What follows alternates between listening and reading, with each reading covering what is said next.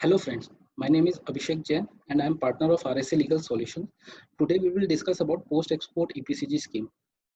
This scheme was there in the previous policy and this scheme is also available in the current policy 2015-20. Despite such fact, hardly any exporters are availing the benefit of post-export EPCG license. In fact, we were the first consultant in India who applied for post-export EPCG scheme for one of our clients and got the post-export EPCG license successfully from the DGFT department. Although we have to face some teething problems since we were the first one, but ultimately we were successful in getting the post-export EPCG license from the DGFT. In normal EPCG license, we don't have to pay any custom duty at the time of importation.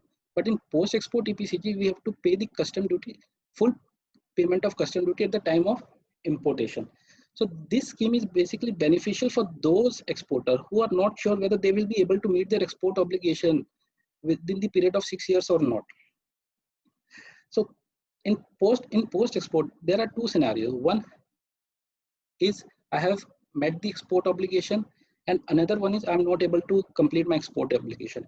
If I'm not able to complete my export obligation, I have nothing to lose except the fee of consultant for applying post-export EPCG license, because I have already paid the custom duty at the time of importation. So I will not receive any show cause notice or any notice from the customer or DGFT department. And if I'm able to meet the export obligation, so in that case, I will be entitled for post-export duty credit script. So so let us take an example. So for example, uh, initially I have paid the custom duty of say rupees 1 crore.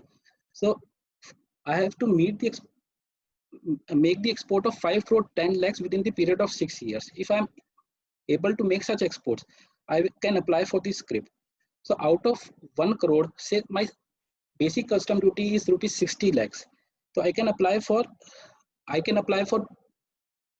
basic custom post export duty credit script of rupees 60 lakhs.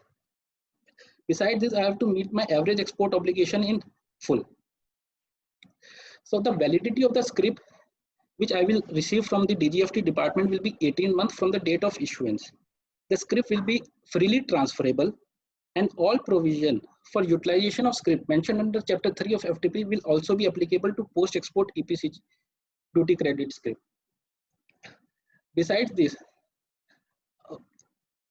whatever condition mentioned in normal EPCG license for like submission of installation certificate within time period, block-wise extension will also be applicable in the case of post-export. Thank you. And my email ID is given below, that is abhishek@rsalegalsolutions.com.